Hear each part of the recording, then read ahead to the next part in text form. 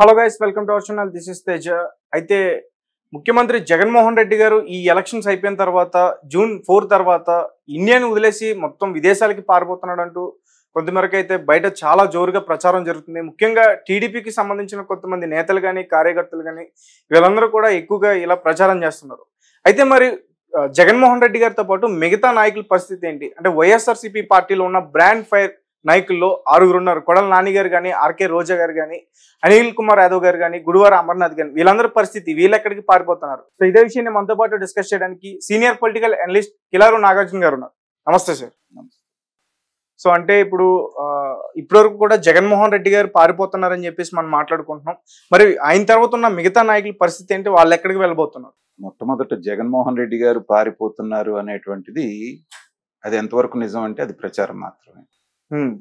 ఎందుకంటే మామూలుగా ఆయన ఒక వ్యక్తి అయితే పారిపోయాడు అంటానికి అవకాశం ఉంది, కానీ ఆయన ఒక పెద్ద పొలిటికల్ పార్టీకి అధినేత. 2019 ఎలక్షన్లో 151 సీటు తోటి అద్భుతమైనటువంటి విజయం సాధించినటువంటి వ్యక్తి. సరే, మనం గత కొంతకాలంగా చూసాం, ప్రతి సంవత్సరం ఆయన ఫ్యామిలీ తోటి కొన్నాళ్ళు టూర్ వెళ్ళటం అనేటువంటిది మనం చూస్తూనే ఉన్నాం. ఈసారి కూడా ఏంటంటే పాపం 5 సంవత్సరాల్లో ఎప్పుడు బయటకు వచ్చి ఎండ కన్నెరకుండా తిరిగిన ఆయన కాబట్టి ఈ 2 నెలలు కష్టపడి ప్రచారం చేశారు కాబట్టి కొంత రిలాక్స్ అవటానికి ఆయన బయటికి వెళ్ళటం అనేటువంటిది మనం ఆ విధంగానే చూడాలి. తర్వాత మనం కోర్టులను కూడా తక్కువ అంచనా వేయటానికి లేదు.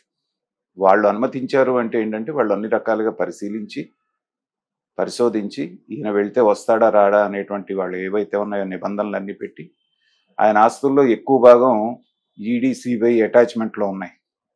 వీటన్నిటిని పెట్టుకునే అది వాళ్ళు నిర్ణయం తీసుకోవడం జరిగింది. ఒకటి అయితే జగన్మోహన్ రెడ్డి గారు ఎలక్షన్ అయిన తర్వాత, మనకి 13వ తారీఖున ఎలక్షన్ అయిపోయింది, ఇవాళ మనం 16వ తారీఖులో ఉన్నాం.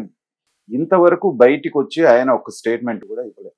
రీసెంట్ గా ఇచ్చారు ఒక స్టేట్మెంట్, అది కూడా ఐపాక్ తో మాట్లాడుతూ మాత్రమే కనిపించారు. ఆయన బహిరంగంగా ఇచ్చిన స్టేట్మెంట్ కాదు అది. ఓకే, ఆయన ఏంటంటే అక్కడ ఉంటే ఎవరో సెల్ ఫోన్ లో తీసి దాన్ని బయటకు వదిలేరు. అంతేగాని ఒక ప్రెస్ మీట్ కాదు అది. ప్రెస్ మీట్ ఒక ప్రెస్ తో కనీసం ఒక ప్రెస్ నోట్ లాంటిదైనా రిలీజ్ చేయటం కానీ, ఒక ట్వీట్ మాత్రం ఏదో చేశారు. సో మేము గెలుస్తున్నామని కానీ, లేకపోతే ఓడిపోతున్నామని కానీ, లేకపోతే మాకు చాలా నమ్మకం ఉంది కానీ, ఎలాంటి ఇది ఆయన నోటితో చెప్పలేదు. జనరల్గా ఏంటంటే గతంలో 2019లో వీళ్ళు వాదించింది ఏంటంటే పెద్ద ఎత్తున జనాభా దగ్గర 80% ఓటింగ్ జరిగింది కాబట్టి, అధికార పక్షం మీద వ్యతిరేకత ఉంది కాబట్టి ఇదంతా కూడా మాకు ప్లస్ అవుతుంది, మేము గెలుస్తున్నాం అని చెప్పేసి అన్నారు. అన్నట్టుగానే అది అధికార పక్షానికి వ్యతిరేకంగా వాళ్ళు ఓటేశారు. వీళ్ళు విపరీతమైనటువంటి మెజారిటీతో అధికారంలోకి వచ్చారు. అయితే 2019 కంటే 2024లో ఇంకొక 2% ఎక్కువ వేసి మరి జనాలు ఓటర్లు తమ యొక్క ఆకాంక్షను తెలియజేశారు. ఓకే, ఇప్పుడు మాత్రం అది ప్రభుత్వ వ్యతిరేక ఓటు కాదట. అదంతా కూడా వాళ్ళకు వచ్చినటువంటి అనుకూల ఓటు, పాజిటివ్ ఓటు అనేటువంటి ఒక వింతవాదాన్ని వాళ్ళు తీసుకొస్తున్నారు. అంటే అవతల వాళ్ళకైతే ఒక రూలు, మనకైతే ఒక రూల్ అనేటువంటిది. సరే, వాళ్ళు ఏ వాదాన్ని వినిపించినప్పటికీ కూడా చూసేటువంటి జనానికి, కాస్త కామన్ సెన్స్ ఉన్నటువంటి వాళ్ళకి, మాలాంటి పొలిటికల్ అబ్జర్వర్స్ అందరికీ కూడా అర్థమైపోతుంది విషయం ఏంటనేటువంటి. కానీ ఒక రాజకీయ నాయకుడు చేయాల్సినది ఏంటంటే, పార్టీ డిమోరలైజ్ అయి ఉన్నప్పుడు, వాళ్ళకి అనుమానం, ఓడిపోతాం అనేటువంటి అనుమానంలో వాళ్ళు పడ్డప్పుడు ఏంటంటే ధైర్యాన్ని ఇవ్వాల్సినటువంటి బాధ్యత ఒక రాజకీయ పార్టీ అధినేతకు ఉంటుంది. అంటే ఆ ఛాన్స్ ఆయన తీసుకున్నాడు అంటారా ఈరోజు? సో దాన్ని ఇండైరెక్ట్ గా చెప్పాడు, అది ఆయన డైరెక్ట్ గా చెప్పింది కూడా కాదు. ఈ రకరకాల వార్తలు వస్తున్నాయి కాబట్టి అనేటువంటిది ఏదో వాళ్ళతో కలవటానికి వెళ్ళినట్టు, దాని మీద కూడా చాలా ఊహాగానాలు వస్తున్నాయి. వాళ్ళకి జీతాలు సరిగా ఇవ్వలేదని, ఇవ్వాల్సినటువంటి ప్యాకేజ్ ఇవ్వలేదని, మళ్ళీ డ్యామేజ్ కంట్రోల్ చేయడం కోసంగా వాళ్ళతో ముందు ఏమో మీటింగ్ అన్నారు, ఆ తర్వాత క్యాన్సిల్ అన్నారు, మళ్ళీ వాళ్ళు మీటింగ్ పెట్టారు. దాని వెనకాల కూడా ఓన్లీ ఐపాక్ సంబంధించినటువంటి 5 సంవత్సరాలు ఆయనతో పాటు పనిచేసినటువంటి వాళ్ళకి సెండ్ ఆఫ్ పార్టీ లాంటిది, అది ఫేర్వెల్ పార్టీ లాంటి. ఓకే, దాంట్లో వెళ్ళి ఏంటంటే మేకపోతు గంభీర్యంతో 150 సీట్లు పైనే గెలుస్తున్నాం, పార్లమెంట్ 23 పైన గెలుస్తున్నాం, 22 గెలుస్తున్నాం అని చెప్పడం జరిగింది. కానీ ఆ లెవెల్ ఆఫ్ కాన్ఫిడెన్స్ అనేటువంటిది ఆయన కింద ఉన్నటువంటి మినిస్టర్లో, ఎమ్మెల్యేలో కనబడట్లేదు. ఇందాక మీరు అడిగినటువంటి 5 బ్రాండ్స్ అన్ని కూడా, ఉదాహరణకి అనిల్ కుమార్ యాదవ్ నోరు వేసుకొని ఎలా పడిపోతాడో ఆయన చూసాం. రీసెంట్ గా కూడా అతను సభల్లో విపరీతంగా మాట్లాడినటువంటి వ్యక్తి నిన్న వాళ్ళందరూ అంబటి రాంబాబు ఈయన అందరూ కలిసి ప్రెస్ మీట్ పెట్టారు. లిటరల్లీ వాళ్ళని చూస్తే ఎలా ఉందంటే, సంతలో తప్పిపోయిన చిన్నపిల్లలు ఉంటారు చూసారా, బెదురు చూపులు చూస్తూ ఏం చేయాలో తెలియక, ఎటు పోవాలో తెలియక ఇబ్బంది పడుతూ చూస్తున్న చిన్నపిల్లలాగా ఉన్నారే కానీ వాళ్ళల్లో అంతకు ముందు ఉన్నటువంటి ఆ ధైర్యం కానీ, ఆ గాంభీర్యం కానీ, లేకపోతే గెలుస్తా ఉన్నటువంటి ధీమా కానీ ఎక్కడా ఏ ఒక్కరిలో మొహంలో కానీ బాడీ లాంగ్వేజ్లో కానీ కనిపించలేదు. పైగా అధికార పక్షంలో ఉండి ఇంకా కూడా ప్రస్తుతం వాళ్ళు మంత్రులు, వాళ్ళు ఎమ్మెల్యేలు అయ్యుండి కూడా అదేదో ప్రతిపక్షం వాళ్ళలాగా మాకు అన్యాయం జరిగిపోయింది, మాకు అన్యాయం చేశారు, పోలీసులు మాకు అన్యాయం చేశారని ప్రతిపక్షంలో ఉన్నట్టు బాధపడటం చూస్తే జనం నవ్వుకుంటున్నారు. ఇక రోజా సంగతి చూస్తే మనం చూసాం, ఆ రోజునే ఆవిడ గివప్ ఇచ్చేసింది. ఎలక్షన్ రోజే కళ్ళమని నీళ్లు పెట్టుకుంటూ మా వాళ్ళే నన్ను మోసం చేశారు, వాళ్ళందరూ తెలుగుదేశంకి ఏమని చెప్తున్నారు, మా వాళ్ళే నన్ను వెన్నుపొడి పొడిచారు అన్నట్టు ఆవిడ మాట్లాడి ఆ రోజు నుంచి సైలెంట్ అయిపోయింది. అంటే ఎలక్షన్స్ ముందే, ఎలక్షన్ రోజే. ఆ తర్వాత కొడాలి నాని విషయం కనుక చూస్తే అసలు విపరీతమైనటువంటి యాక్టివ్గా ఉండి అందరినీ నోరు బారేసుకున్నటువంటి కొడాలి నాని ఆ రోజు 5:30 వరకు ఇంట్లో నుంచి బయటికే రాలేదు ఎలక్షన్ రోజున. ఇంకొక అరగంటలో ఎలక్షన్ ముగుస్తుందనగా ఫ్యామిలీ తోటి వచ్చి ఓటేసి మళ్ళీ ఇంటికి వెళ్ళిపోయాడు. ఆ రోజు నుంచి ఈ రోజు వరకు ఒక స్టేట్మెంట్ కానీ ఎక్కడ కనిపించినటువంటి సందర్భం లేదు. అలాగే గన్నవరంలో ఉండేటువంటి వల్లభనేని వంశీని చూసాం. తర్వాత అంబటి రాంబాబు అంటే సరే సరే పాపం ఆయనకి అసలు గుండెలు బాదుకుంటున్నాడు, నన్ను అసలు నేను మంత్రినా లేకపోతే ఎమ్మెల్యేనా అని మేము అధికారంలో ఉన్నామో మాకే అర్థం కావట్లేదని నానా రకాలుగా ఆయన ఘోష చెప్పుకుంటున్నాడు. జోగి రమేష్ అనేవాడు ఎక్కడ ఉన్నాడో అసలు కనపడట్లేదు, ఉన్న వాళ్ళ వెనకాల నుంచోని ఉన్నాడు. అవును, ఈ ఎలక్షన్స్ ప్రచారంలో కూడా అతను పెద్దగా కనిపించలేదు, మాట్లాడలేదు. సో ఏంటంటే వీళ్ళకి రిజల్ట్స్ ముందే వాళ్ళ భవిష్యత్తు ఏంటనేటువంటిది వాళ్ళకి తెలిసిందనేటువంటిది వాళ్ళు మాట్లాడిన మాటలను బట్టి వాళ్ళ బాడీ లాంగ్వేజ్ని బట్టి తెలుస్తుంది.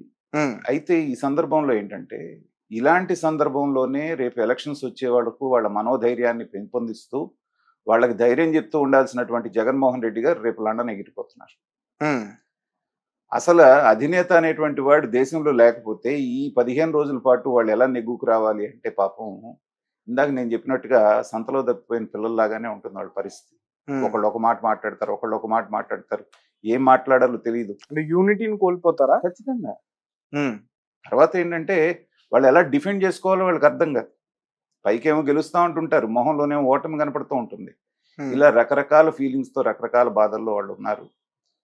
కాకపోతే ఏంటంటే ఇవాళకి కూడా 151 పైనే గెలుస్తామని జగన్మోహన్ రెడ్డి గారు చెప్పడం ఏంటంటే వెళ్తూ వెళ్తూ వాళ్ళకి ఏదో ధైర్యంగా ఉండటం కోసంగా. నిజంగా అంత ధైర్యంగా ఉన్నవాడైతే మీటింగ్ లాగా పెట్టి ఆ చేసిన వాళ్ళని కాస్త 4 మాటలు పొగిడి ఒక అందరికీ ప్రెస్ రిలీజ్ లాగా చేయొచ్చు కదా ఒక వీడియో. ఎవరో సెల్ ఫోన్లో తీసి బయట పెట్టాల్సిన పనే ఉంది. సో ధైర్యంగా మనం గెలుస్తున్నాం అనేటువంటి ఒక సందేశాన్ని ఇచ్చుంటే ఈ 15 రోజులు కాస్త టార్నిక్ లాగా పనిచేసేది వాళ్ళకి. అదేమీ లేకుండా శుభ్రంగా ఆయన దారిని ఆయన వెళ్ళిపోతూ ఉంటే ఈ 15 రోజులు వీళ్ళు బిక్కుబిక్కుమంటూ ఎవరేం అడుగుతారో, ఎవరేం అడిగితే ఏం చెప్పాలో. ఎందుకంటే ఒక మాట చెప్తే ఇవాళ సోషల్ మీడియా యుగంలో అది 100 రకాలుగా వెళ్ళిపోతుంది. దాని మీద పోస్ట్ మార్టం చేసి రకరకాలైనటువంటి విశ్లేషణలు వస్తున్నటువంటి సమయంలో ఈ 15 రోజులు అనేటువంటిది వాళ్ళ గడ్డు కాలం లాగానే ఉంటుంది. ఎలా ఫేస్ చేస్తారనేటువంటిది చూడాలి. జగన్మోహన్ రెడ్డి గారికి ఆయన 15 రోజులు హ్యాపీగా బయట గడిపొస్తారు కాబట్టి వచ్చే నాటికి ఆయన ఫేట్ ఏంటనేటువంటి తెలిసిపోతుంది. కాబట్టి ఆయనకి ఏం టెన్షన్ ఉండకపోవచ్చు.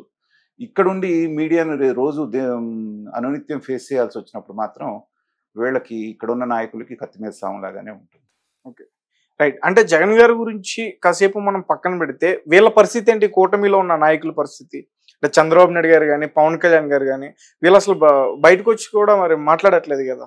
అంటే వాళ్ళు గెలుపు ధీమాతో ఉన్నట్టుగా కనబడుతోంది కదా. ఇప్పుడు ఎలక్షన్ అయిన మరుసటి రోజే మోడీ గారి నామినేషన్కి వెళ్ళారు పవన్ కళ్యాణ్ చంద్రబాబు నాయుడు గారు. ఆ తర్వాత మరుసటి రోజు నిన్నంతా కూడా ఆయన ఏదో షిరిడి లేకపోతే ఏదో పుణ్యక్షేత్రాలు తిరుగుతున్నారు చంద్రబాబు నాయుడు గారు. సో ఆయన కూడా అవన్నీ పూర్తి చేసుకొని వచ్చిన తర్వాత అక్కడ నుంచి రివ్యూలు, నాయకులను పిలిపించుకొని మాట్లాడటం ఇదంతా జరుగుతుంది. ముందు ఏంటంటే క్యాడరు రెట్టించినటువంటి ఉత్సాహంలో ఉన్నారు. మనం ఆల్మోస్ట్ గెలిచిపోయాము అనేటువంటి ధీమా వీళ్ళలో కనపడుతుంది. దానికి ఉదాహరణ ఏంటంటే రాష్ట్రంలో జరుగుతున్నటువంటి దాడులు. మనం ఖచ్చితంగా ఓడిపోతున్నాం అనేటువంటి డెస్పరేట్ సిచ్యువేషన్లో వచ్చినప్పుడే దాడులకు తెగబడతారు. ఎక్కువ ఎవరు చేస్తున్నారంటే అధికార పక్షం వాళ్ళు చేస్తున్నారు.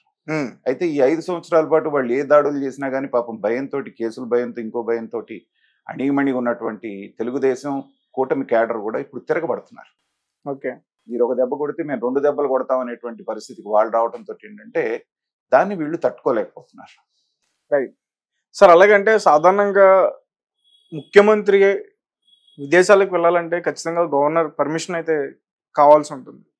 అంటే మామూలు సందర్భంలో అవసరం లేదు. మన మీద ఏమన్నా కేసులు ఉంటేనో ఇంకొకటి ఉంటేనో కోర్టు పర్మిషన్ తీసుకొని వెళ్ళాలి, కానీ మామూలు సందర్భంలో ఇన్ఫార్మ్ చేస్తే సరిపోతుంది. పర్మిషన్ అంటూ ప్రత్యేకంగా గవర్నర్ దగ్గర తీసుకోవాల్సినటువంటి అవసరం ఏం లేదు. Okay sir. ఎందుకంటే ప్రజాస్వామ్యయుతంగా ఎన్నుకోబడ్డటువంటి ఆయన కాబట్టి ఆయనకు ఉండేటువంటి స్వతంత్రం ఆయనకు ఉంటుంది. Okay sir, thank you so much.